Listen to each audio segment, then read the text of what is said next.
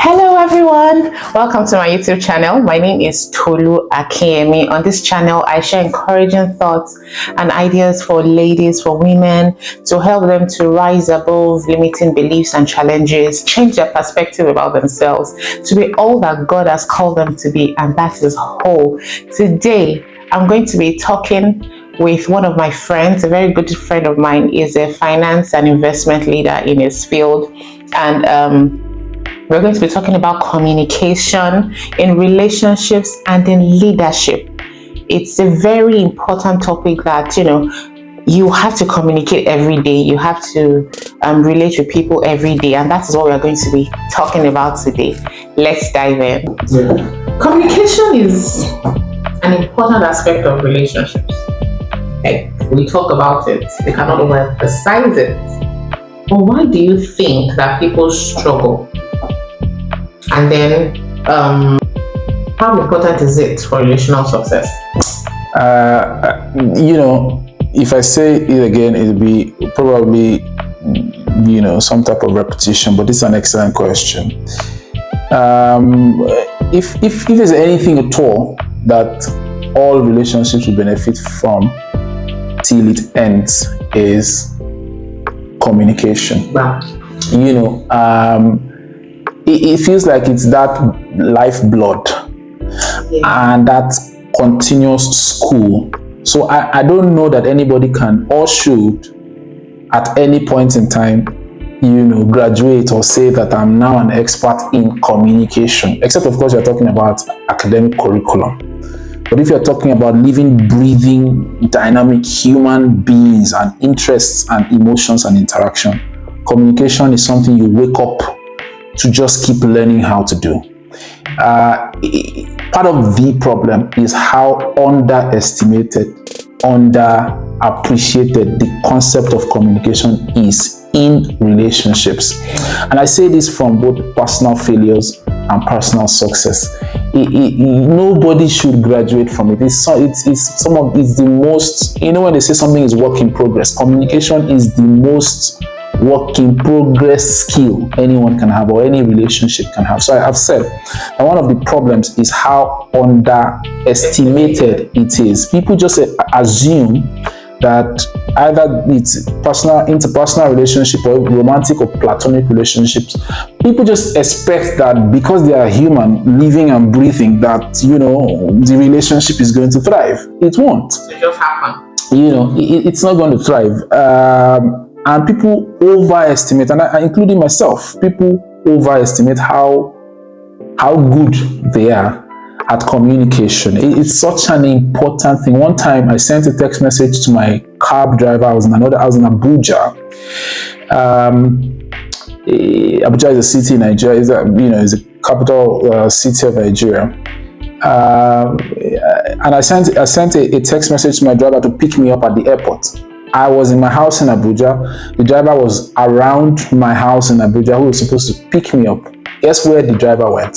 The driver went to the airport. I was going to go to the airport. I told him to pick me up. He went to the airport, and I was waiting for him at home. After a while I buzzed, and he said he's waiting for me at the airport. I was shocked. I thought I had communicated, but I had to go and review the message again and see exactly how that message would have confused him. But if you had asked me, I was angry actually when he said he was at the airport, because I thought I had clearly communicated. That's how underestimated communication can be. But there are various factors that make us communicate poorly. Sometimes it's our culture. Sometimes it's just our makeup.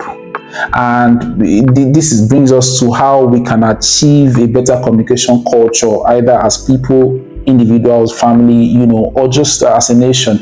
We need to communicate. Communication is an intentional thing, and relationships, be they friendships or other platonic relationships or even romantic relationships, have perished or died or ended because people didn't learn how to communicate. And I believe that people should do better. Culture, for instance, is one factor that limits you. I'll give you an example. Some people, and culture can then cascade into many things. It can cascade into a culture of shaming, culture of guilt.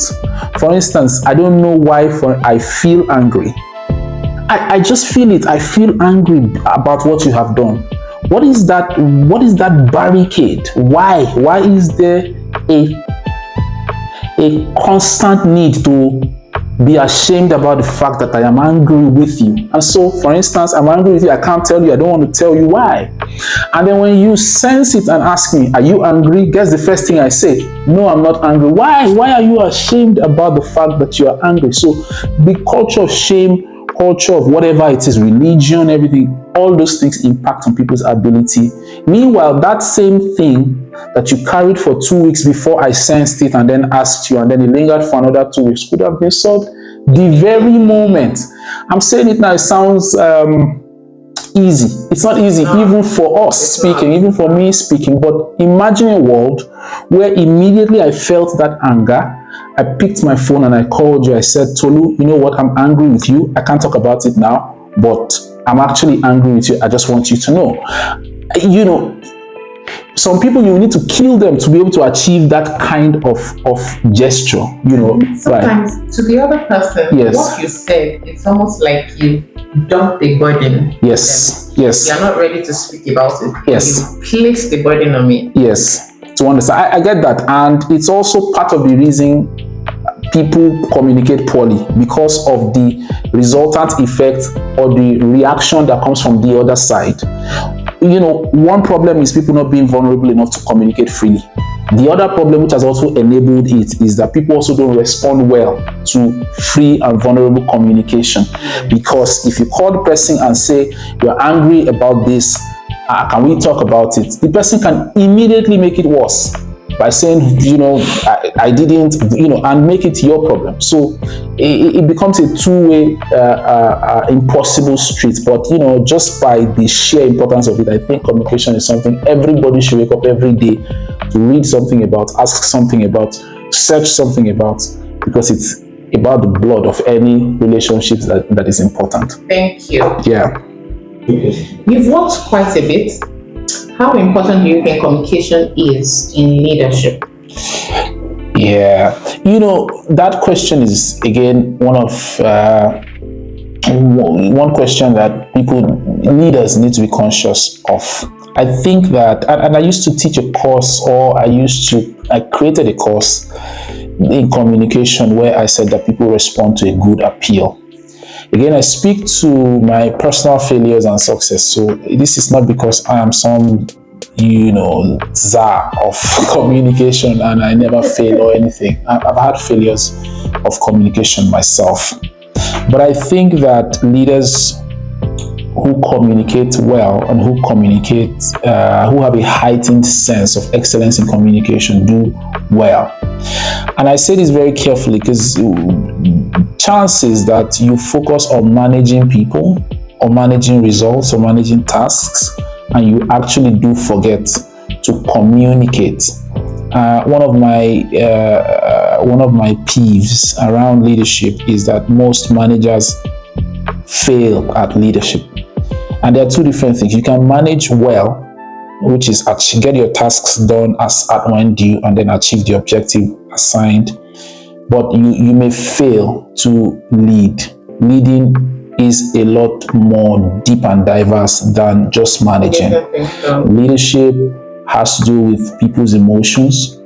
If you work in an environment where you supervise 10, 15, 20 people, you have some type of responsibility, even if it's not written in your job description. You have a responsibility to coach. You have a responsibility to inspire. You have a responsibility to be excellent and model excellence. So all of that requires communication.